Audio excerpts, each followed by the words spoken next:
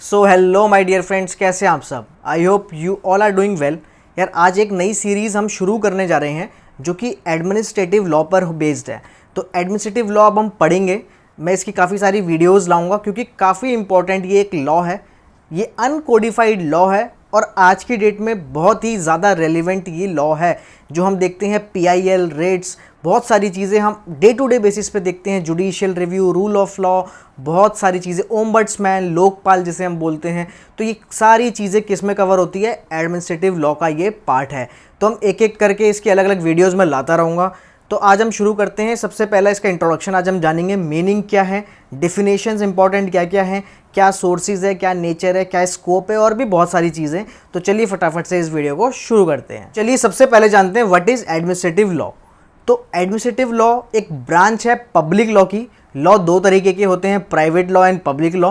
Private law means आप और मैं बैठ के डिसाइड कर सकते हैं टर्म्स एंड कंडीशंस क्या होगी। जैसे सबसे अच्छा एग्जांपल है कॉन्ट्रैक्ट एक्ट का। ठीक है, जो कॉन्ट्रैक्ट लॉ होता है वो पर्सनल, मतलब वो प्राइवेट होता है। ठीक है, अब ये है public law that deals with the rules, regulations and procedures created by the government agencies.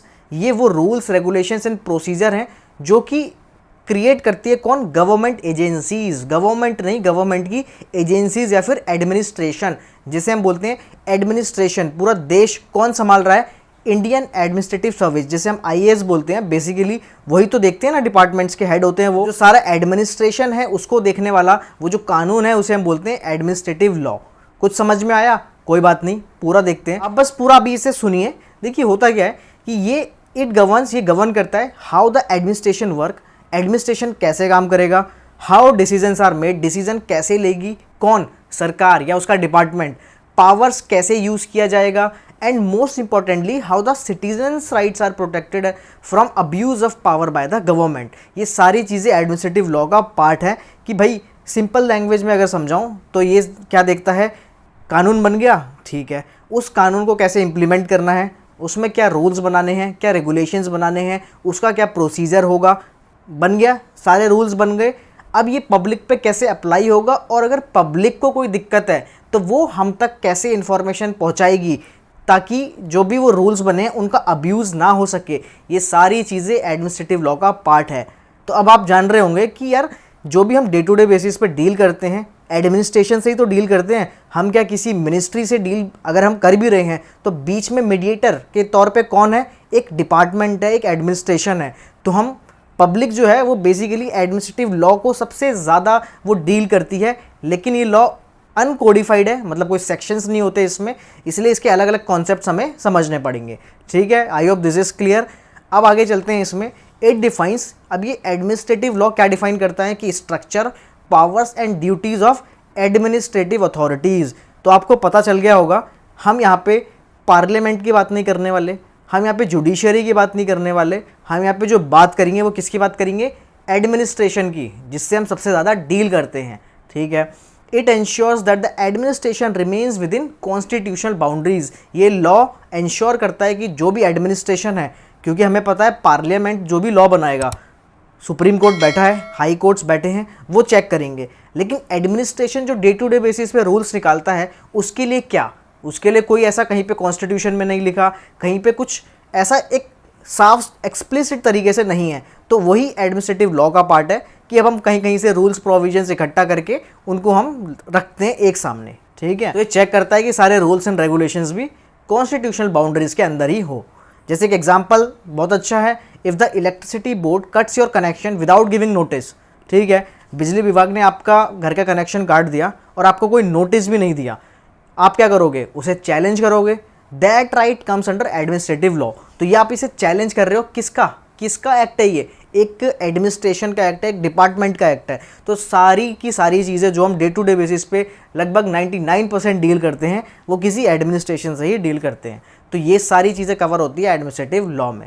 I hope this is clear. अब अगली स्लाइड पे चलते हैं। अब देखते हैं इसमें और क्या क्या चीज़ें हैं।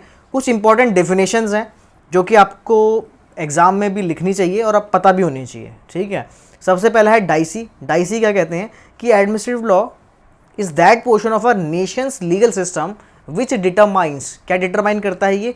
The legal status and liabilities of all state officials. State के नेताओं की नहीं, पार्लियामेंट की नहीं, किसकी, ऑफिशियल्स की, जो एक्चुअल में काम कर रहे हैं उनकी क्या लीगल स्टेटस है, उनकी क्या लाइबिलिटीज़ है, which defines the rights and liabilities of private individuals in their dealing with public official, कि प्राइवेट इंडिविजुअल की क्या राइट्स है, क्या लाइबिलिटीज़ है जब वो उन पब्लिक ऑफिशियल से डील करेंगे, and which specifies the procedure by which those rights and liabilities are enforce, और क्या प्रोसीजर होगा अगर राइट्स एंड लाइबिलिटीज़ किसी की भी इन्फ्रिंज होती है तो उसको एनफोर्स कराने का क्या तरीका होगा। सारी की सारी चीज़ें किस में कवर होती है, एडमिनिस्ट्रेटिव लॉ में। ठीक है, जेनिंग्स कहते हैं administrative law is the law relating to the administration, जो मैं आपको बता चुका हूँ, बहुत सिंपल है।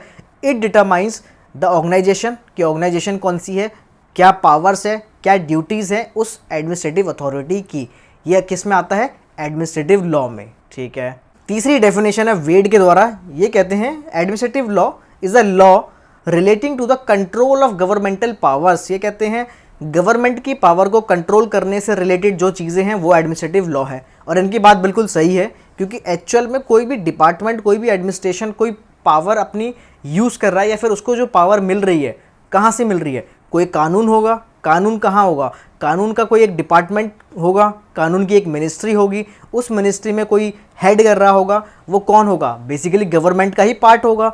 तो इसीलिए administrative law is the law relating to the control of governmental power, इनको कंट्रोल करना ही क्या है, एडमिनिस्ट्रेटिव लॉ है। बहुत अच्छी बात है। तो तीनों डेफिनेशन आई होप आपको समझ में आ गई होगी। नेक्स्ट स्लाइड में चलते हैं, इसके बारे में और चीज़ें जानेंगे। नेचर एंड स्कोप क्या है, अब इसमें क्या क्या चीज़ें कवर होती है वो समझ लेते हैं। सबसे पहला, इसमें देखो बहुत सारी ऐसी चीज़ें हैं जिनका अलग अलग एक अपने आप में एक टॉपिक है, और इनके एक अलग अलग वीडियोज़ में लाऊंगा जो भी इंपॉर्टेंट टॉपिक्स है इसमें, तो ध्यान से सुनना। इसका नेचर एंड स्कोप क्या क्या कवर करता है। डेलीगेटेड लेजिस्लेशन, मतलब लेजिस्लेशन मतलब कानून बनाना, और डेलीगेट मतलब किसी को ट्रांसफ़र कर देना वो पावर्स। तो एडमिनिस्ट्रेटिव लॉ में कवर होता है अपने कानून बनाने की जो पावर है वो किसी और को डेलीगेट कर देना। वो कैसे, ये बहुत इंपॉर्टेंट चीज़ है, इसके लिए मैं अलग से वीडियो बनाऊंगा। डेलीगेटेड लेजिस्लेशन क्या होता है, एडमिनिस्ट्रेटिव लॉ का पार्ट है। ट्राइब्यूनल्स हम समझते हैं, जैसे हमने बहुत सारे ट्राइब्यूनल्स देखे हैं, कंपनी लॉ को एनफोर्स कराने के लिए अलग ट्राइब्यूनल्स होते हैं। ठीक है, इसके बाद हमारा जो NGT है, नेशनल ग्रीन ट्राइब्यूनल, एनवायरनमेंट से रिलेटेड, वो अलग है। ऐसे बहुत सारे अलग अलग ट्राइब्यूनल्स बनते हैं। एंड क्वाज़ाई जुडिशियल बॉडीज़, वो भी किसके अंदर कवर होती है, एडमिनिस्ट्रेटिव लॉ के अंदर कवर होती है। क्वाज़ाई जुडिशियल मतलब जो पूरी तरीके से जुडिशियल नहीं है, लेकिन उनके पास कुछ पावर्स है कि वो किसी से एविडेंस ले सकते हैं, उसके बिहाफ पे कुछ डिसीजन सुना सकते हैं। लेकिन आपको अगर सेटिस्फाई नहीं होते डिसीजन से, आप high court and supreme court always open to you, वो हमेशा खुले हुए हैं। लेकिन उन बॉडीज़ के पास भी कुछ जुडिशियल पावर्स है, तो उन्हें बोलते हैं हम क्वाज़ाई जुडिशियल बॉडीज़। ये भी इसी का ही पार्ट है एडमिनिस्ट्रेटिव लॉ का। प्रिंसिपल्स ऑफ नेचुरल जस्टिस, ये आप हमेशा मतलब आप न्यूज़ में भी सुनते होंगे, इंटरनेशनल लॉ में बहुत इसकी इंपॉर्टेंस है, हमारे एडमिनिस्ट्रेटिव लॉ में बहुत इंपॉर्टेंस है, हर जगह इसकी इंपॉर्टेंस है कि नेचुरल जस्टिस इन्फ्रिंज नहीं होना चाहिए। तो वो क्या है, इसी में हम पढ़ेंगे। जुडिशियल रिव्यू, इसी में पढ़ेंगे। Discretionary powers of the government क्या क्या होती हैं, ये भी एडमिनिस्ट्रेटिव लॉ का ही पार्ट है। और it act as a check and balance between executive authority and individual rights, कि एग्जीक्यूटिव अथॉरिटी क्या कर सकती है और इंडिविजुअल राइट्स कहाँ तक जाते हैं, वो उसका भी चेक एंड बैलेंस का काम किसका है, एडमिनिस्ट्रेटिव लॉ का है। Now it is not concern with private disputes, इसमें प्राइवेट डिस्प्यूट्स नहीं आते हैं, जैसे कि कॉन्ट्रैक्ट्स है, टॉर्ट्स का है, नहीं, ये सिर्फ पब्लिक एडमिनिस्ट्रेशन से डील करता है। कौन, एडमिनिस्ट्रेटिव लॉ। तो इसमें काफ़ी सारे इंपॉर्टेंट टॉपिक्स है, जैसे PNJ, डेलीगेटेड लेजिस्लेशन, ट्राइब्यूनल्स के बारे में, जुडिशियल रिव्यू बहुत इंपॉर्टेंट, ऑफ एडमिनिस्ट्रेटिव एक्शंस, क्योंकि हमने देखा है कि judicial review of legislative actions या फिर कोई कानून बनता है तो हमें पता है कि भाई सुप्रीम कोर्ट के पास कोई चैलेंज करेगा, हाई कोर्ट में जाएगा और वो उसे देखेंगे, वरना अगर कॉन्स्टिट्यूशनल प्रोविजंस के अगेंस्ट होगा तो नल एंड वॉइड हो जाएगा। लेकिन व्हाट अबाउट एडमिनिस्ट्रेटिव एक्शंस, अगर किसी एडमिनिस्ट्रेशन ने कोई एक्शन लिया है उसका क्या होगा, क्या उसका भी जुडिशियल रिव्यू हो सकता है। ये बहुत ही लंबा एक सीक्वेंस है, बहुत ही एक इसमें बहुत बड़ी वीडियो बनेगी, तो इस सीरीज़ में आप बने रहिएगा। और आप चैनल सब्सक्राइब कर सकते हैं, वीडियो पसंद आए तो लाइक ज़रूर कीजिए एंड शेयर भी ज़रूर कीजिए। ठीक है, अब हम आगे चलते हैं स्लाइड में और देखते हैं क्या क्या है। Why did administrative law grow, अभी एडमिनिस्ट्रेटिव लॉ ग्रो क्यों हुआ, ये समझते हैं हम कि इसका ग्रो होने का रीज़न क्या है, कहाँ पे लैकिंग हो रही थी। तो अगर हम पहले की बात करें तो जो गवर्नमेंट होती थी वो गवर्न करती थी बस, मतलब सरकार ने रूल्स बना दिए, भाई फॉलो करो, सिंपल सी बात है। लेकिन अब ऐसा नहीं होता है, सिर्फ गवर्न करने से काम नहीं चलता है, आपको सोसाइटी का वेलफेयर भी देखना पड़ेगा कि आपको जो इतना टैक्स कलेक्शन में पैसा मिल रहा है या फिर जो भी चीज़ें, पब्लिक ही तो सब चीज़ प्रोवाइड करा रही है, ठीक है ना। तो पब्लिक का जो कंट्रीब्यूशन सरकार को मिलता है वो आप कैसे खर्च कर रहे हैं, उसका इंफ्रास्ट्रक्चर आपने बनाया, आपने वेलफेयर स्कीम्स निकाली, क्या क्या किया, ये आपको काम करने पड़ेंगे। अब आपको ये करने पड़ेंगे तो आपको डिपार्टमेंट्स बनाने पड़ेंगे, डिपार्टमेंट बनेगा तो एडमिनिस्ट्रेशन बनेगा, एडमिनिस्ट्रेशन बनेगा तो रूल्स बनेंगे, रेगुलेशंस बनेंगे, तो उनका मिसयूज़ भी ज़रूर होगा। तो वहीं पे ये सारी चीज़ें आ जाती है। तो यहाँ पे हम इसको किस में कवर करते हैं, सारी चीज़ें क्या है, ये एडमिनिस्ट्रेटिव लॉ का ही पार्ट है। तो पहले ऐसा नहीं था, मतलब पहले मीन्स बहुत पहले, ऐसा नहीं कि 2014 से पहले की बात हो रही है, फिर किसी एक पर्टिकुलर ईयर से पहले की बात हो रही है। अगर हम पहले की देखें तो राजा महाराजा क्या करते थे, वो सिर्फ गवर्न करते थे, भाई रूल बन गया, मानना पड़ेगा, बात खत्म। अब उसके लिए अब की जो सरकारें हैं या फिर अब आप कहीं भी देखें, चाहे डेमोक्रेसी हो या ना हो, वहाँ सरकार में जो बैठे हैं उनको कुछ ना कुछ सर्व करना पड़ता है सोसाइटी को, इसीलिए इसमें सारा एडमिनिस्ट्रेशन इन्वॉल्व होता है, ठीक है। ये इसका सबसे बड़ा रीज़न है इस लॉ के ग्रो होने का। इसके बाद इसकी जो रीज़न है, सबसे पहला वेलफेयर स्टेट। अब वेलफेयर स्टेट बन गए, जिसकी हम बात ही कर रहे हैं कि सोशियो इकोनॉमिक फंक्शंस करने पड़ते हैं सरकार को, तो पहला है।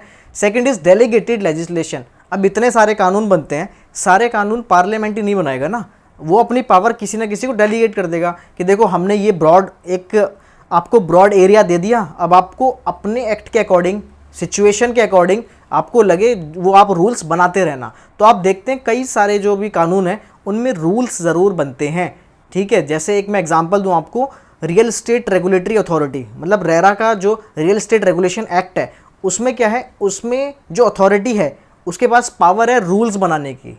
अब वो रूल्स बनाती रहेगी, देखती रहेगी कि सोसाइटी को क्या नीड है, क्या नीड नहीं है, उसके अकॉर्डिंग वो रूल्स बनाते रहते हैं। तो अब ये क्या हुआ, डेलीगेटेड लेजिस्लेशन का पार्ट हुआ। अब रूल्स बनाने ना वो स्टेट के पास जा रहे हैं, ना ही वो सेंटर के पास आ रहे हैं कि पार्लियामेंट में हमारे रूल्स बना दो, नहीं, वो अपने आप अपने रूल्स बनाते रहते हैं। ऐसे बहुत सारे एक्ट हैं, आपको पता है तो एक दो के आप कॉमेंट में आप मेंशन कर सकते हैं। इसके बाद नीड फॉर क्विक डिसीजन, जल्दी जल्दी डिसीजन चाहिए, क्योंकि हर चीज़ पार्लियामेंट में ले जाएंगे, हर चीज़ कोर्ट के पास ले जाएंगे, बहुत स्लो हो जाएगा। इसलिए एडमिनिस्ट्रेशन जल्दी जल्दी अगर आपको काम करना है तो आपको किसी को पावर देनी पड़ेगी। स्पेशलाइज एजेंसीज हमें चाहिए कहीं कहीं पे, जैसे कि SEBI, securities exchange board of India, क्या देखता है, सारे के सारे स्टॉक मार्केट पे कंट्रोल रखता है। ट्राई किस पे रखता है, telecom regulatory authority of India.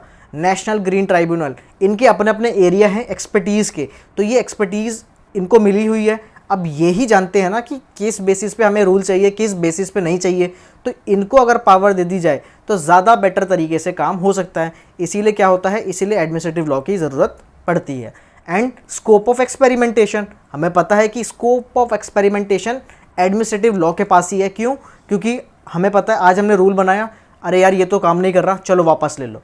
ऐसा आप पार्लियामेंट के लॉ या फिर स्टेट लेजिस्लेचर के लॉ के साथ नहीं कर सकते हो, आज बनाया कल वापस ले लो, भाई पूरा लंबा प्रोसेस होता है, आप ऐसे इतनी जल्दी हर चीज़ नहीं कर सकते हो। तो स्कोप ऑफ एक्सपेरिमेंटेशन कहाँ है, यही है, एडमिनिस्ट्रेटिव लॉ के पास है, ठीक है। आई होप आपको ये सारी चीज़ें समझ में आ गई होगी। तो administrative law helps maintain control over these expanding activities, इसीलिए एडमिनिस्ट्रेटिव लॉ की ज़रूरत पड़ी और इसीलिए ये इतना एक्सपेंड हुआ, ग्रो हुआ, ठीक है।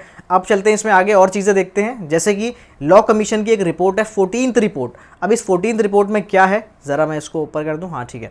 अब लॉ कमीशन की 14th रिपोर्ट ने पहले ही रीजंस दे दिए थे कि एडमिनिस्ट्रेटिव लॉ की ग्रोथ के रीजंस क्या है, इसे हम पढ़ लेते हैं। लिखा है, society in its 20th century has become exceedingly complex and governmental functions have multiplied.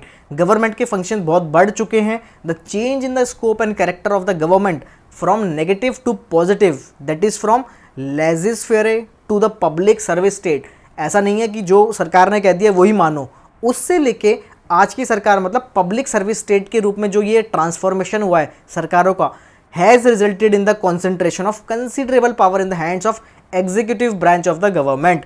तो इससे क्या है, considerable power executive branch of government के पास गई है, इसीलिए किसका स्कोप बढ़ चुका है, एडमिनिस्ट्रेटिव लॉ का स्कोप बढ़ चुका है। ये बहुत अच्छी स्टेटमेंट है, कहीं भी एग्जाम होता है आप इसे एज इट इज़ 4 लाइनें यार याद कर सकते हो, ऐसी आप लिख के आओगे तो आपको मतलब डेफिनेटली दूसरों से ज़्यादा मार्क्स मिलेंगे ही मिलेंगे। लॉ कमीशन 14th रिपोर्ट ज़रूर लिख लेना और ये 4-5 लाइन लिख के आ जाना, बहुत बढ़िया, ठीक है।